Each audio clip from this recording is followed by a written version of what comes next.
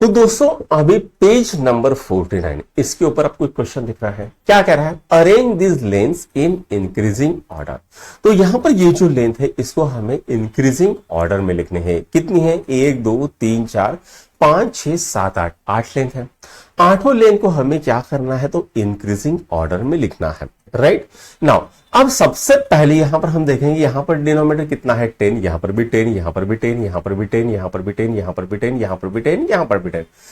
अब ये क्या है बेटा? ये है आपका प्रॉपर फ्रैक्शन, ये है मिक्स फ्रैक्शन, ये है इम्प्रॉपर फ्रैक्शन, ये है मिक्स फ्रैक्शन। ऐसे अलग अलग प्रॉपर फ्रैक्शन, इम्प्रॉपर फ्रैक्शन और मिक्स फ्रैक्शन में दिए हैं। अब सबसे पहले हम क्या करेंगे, इनको हम पूरे टर्म को हम क्या करते हैं? फ्रैक्शंस में करते हैं, मिक्स फ्रैक्शन को निकाल देते हैं। अगर मिक्स फ्रैक्शन है तो वो इम्प्रॉपर फ्रैक्शन में हो जाएगा। ठीक है, तो सबसे पहले ए देखते हैं। ए कितना है बेटा? 9/10। अब इसको देखते हैं। ठीक है, यहां पर मैं कर लेता हूं। राइट, तो यहां पर मैं करता हूं तो यहां पर कितना है? 1 7/10। इसी को हम कैसे लिख सकते हैं? 1 इंटू 10 प्लस 7 लिख सकते हैं डिवाइडेड बाई 10। तो ये कितना आ गया? 10 प्लस 7/10 कितना हो गया बेटा? 17/10 हो गया। तो ये कितना आ गया? 17/10। तो मैं यहां पर लिखता हूं 17/10 बराबर है। अब मैं इसको थोड़ा सा डायरेक्ट करूं, शायद आपको लोगों को पता है, ये तो है 130/10 है, इसको लिखने की जरूरत है। वैसे ये कितना आएगा बेटा? तो ये आएगा 13 इंटू 10 प्लस 1/10। ठीक है, तो 13 इंटू 10 कितना होता है बेटा? 130 होता है। 130 प्लस 1 डिवाइड बाई 10 तो कितना आएगा? 131/10 हो जाएगा। तो इसका आंसर कितना आएगा? इसका आंसर यहां पर लिख देता हूं 131/10।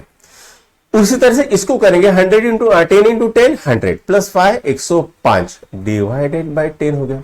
ठीक है, नाउ 7 इंटू 10 70 70 प्लस 6 76/10 हो गया।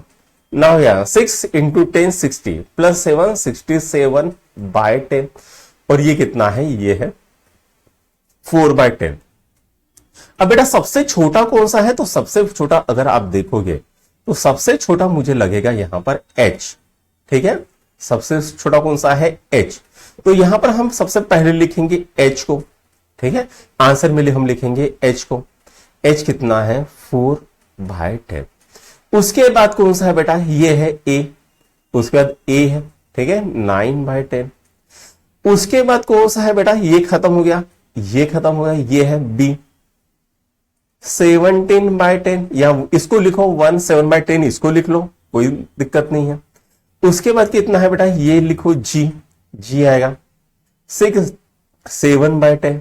उसके बाद आएगा f 6/10।